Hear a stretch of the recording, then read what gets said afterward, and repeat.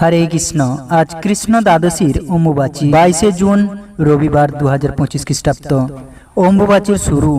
এই অম্বুবাচী তিথি সনাতন ধর্মাবলম্বীদের কাছে এক বিশেষ পালনীয় গুরুত্বপূর্ণ বিষয়। তাই এই সময়ে কিছু কাজ যা আমাদের ভুলেও করা উচিত নয়।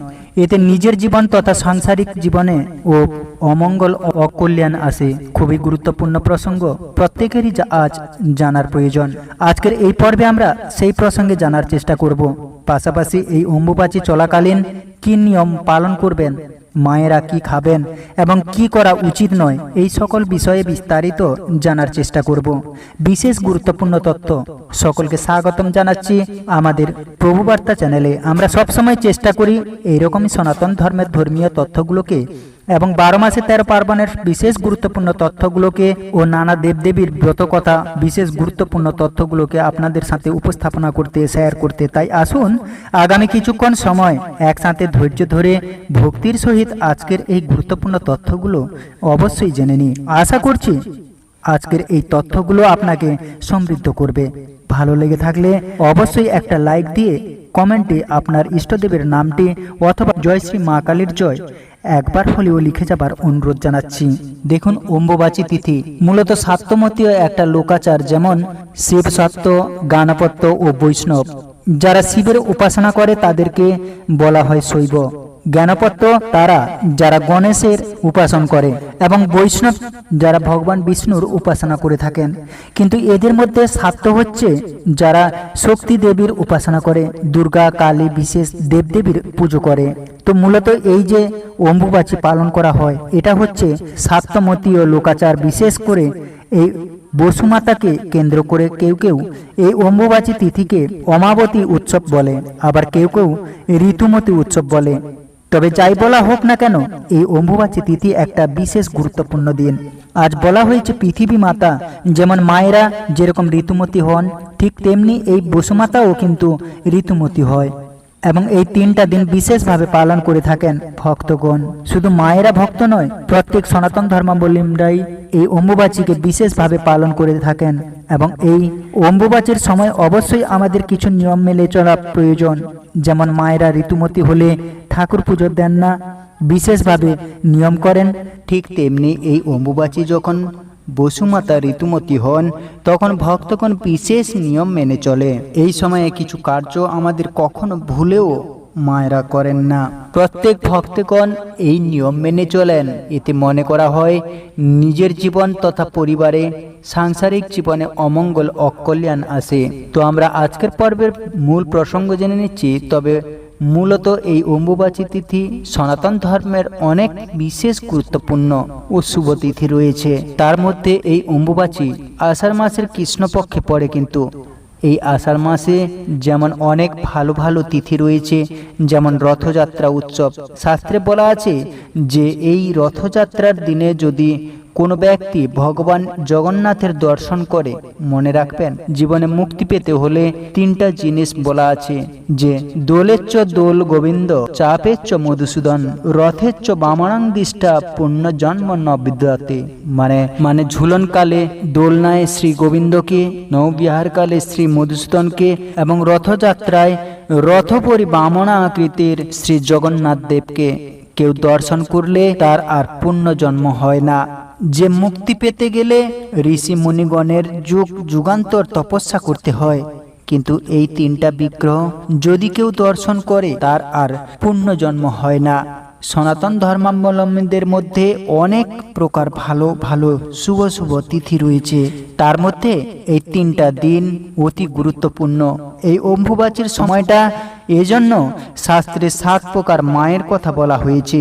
আমার নিজের মা, তিনি যেরকম মা, ঠিক তেমনি এই বসুমাতাও পৃথিবী মাতাকেও মা বলা হয়েছে। আত্মমাতা, গুরুপত্নী, ব্রাহ্মণী, রাজপত্নিকা, ধেনুর্ধাত্রী তথা পৃথিবী সপ্তই মাতার স্মিতা। আর যখন ঋতুমতী হয় তখনই উৎসব পালন করা হয়।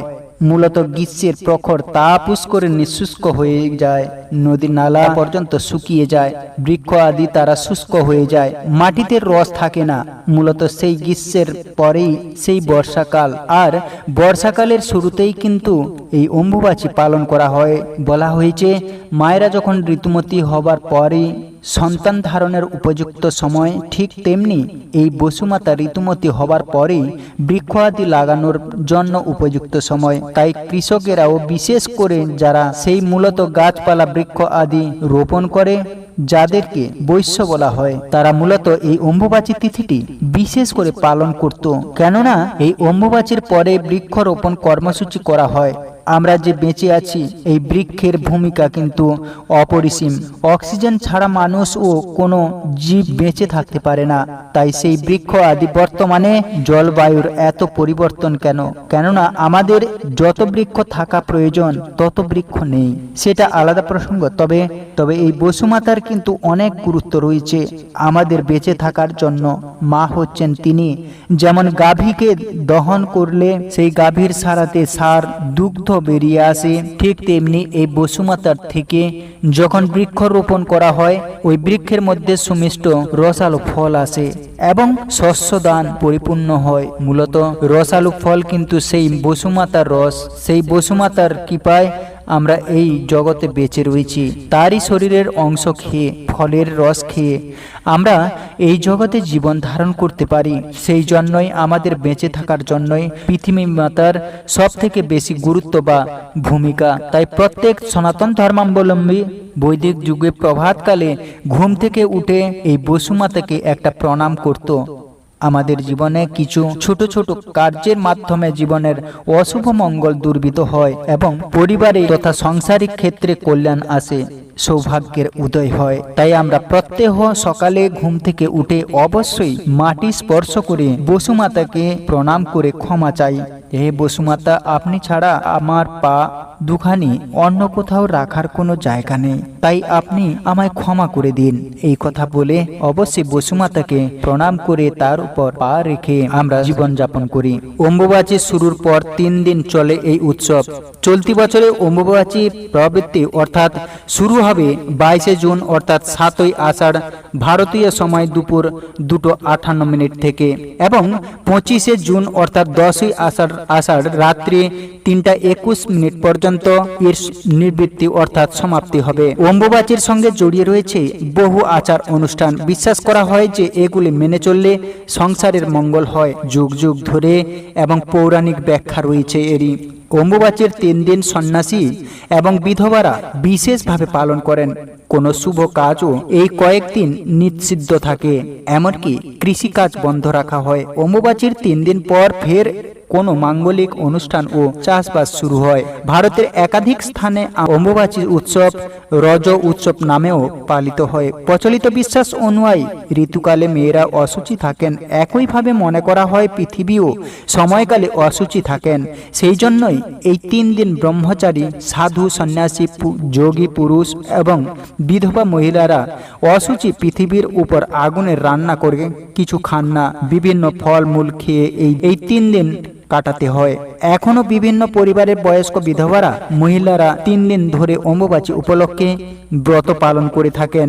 3 দিন পরে জামা কাপড় বিছানা সাবান দিয়ে ধুয়ে নিজেরা সাবান শ্যাম্পুতে স্নান করে সবকিছুতে হাত দেন। শুধু কামাখ্যা নয়, অম্বুবাচী চলাকালীন বিভিন্ন মন্দির ও বাড়ির ঠাকুর ঘরের মাতৃশক্তি যেমন কালী, দুর্গা, জগদ্ধাত্রী, বিপত্তারিণী, শীতলা চণ্ডীর প্রতিমা বা ছবি কাপড় দিয়ে ঢেকে দেওয়া হয়।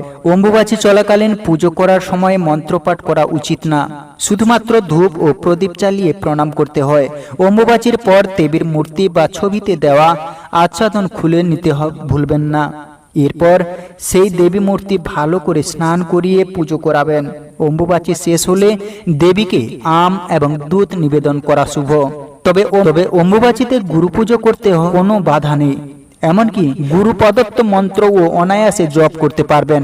এই সময়ে তুলসী গাছের গোড়ায় মাটি দিয়ে উঁচু করবেন। এছাড়া যারা শাক্ত মতে দীক্ষিত তারা জপ করতে পারবেন। অম্বুবাচীর সময়কালে সৌভাগ্য কুণ্ডের ধারে গণেশ বিগ্রহ দর্শন করে ও নিষ্ঠা করে পূজা করলে শুভ ফল মেলে। সেই সঙ্গে বিধিপূর্বক অগ্নি স্থাপন করে নিজ ইষ্ট মন্ত্রে হোম করুন, এতে সংসারে মঙ্গল হবে। শক্তিপীঠের অন্যতম অসমের কামাখ্যা মন্দিরে কামাখ্যা মন্দিরে সতীর গর্ভ এবং যোনি পড়েছিল। তন্ত্র সাধনার অন্যতম পীঠ এই মন্দির। প্রতি বছর অম্বুবাচীর 3 দিন কামাখ্যা মন্দিরে বিশেষ উৎসব এবং মহামেলার আয়োজন হয়। এই সময় কামাখ্যার মন্দির বন্ধ থাকার রীতি রয়েছে, তবে চতুর্থ দিনে সর্বসাধারণের ভক্ত কুলের জন্য মন্দিরের দ্বার খুলে দেওয়া হয়। দেশ বিদেশ থেকে ভক্তেরা ভিড় জমান মন্দিরে। এছাড়াও বছরের এই দিনে অন্যান্য দিনের মতোই তারাপীঠ মন্দিরে মা তারার পুজো, এমনকি ভক্তদের জন্যও খোলা থাকে মন্দিরের দ্বার। অনেকে ভুল করলেও আসলে তারাপীঠ সতীপীঠ নয়, এটি একটি সাধনা স্থল বা সাধন ক্ষেত্র বলে মনে করা হয়। এজন্য পুরাকাল থেকে তারাপীঠ মন্দির অম্বুবাচীর সময়ও খোলা থাকে এবং নিত্য পুজো, ভোগ, আরতি সমস্ত কিছুই চলতে থাকে। তো হরে কৃষ্ণ, আজকের বিশেষ গুরুত্বপূর্ণ তথ্যগুলো আপনারা জানতে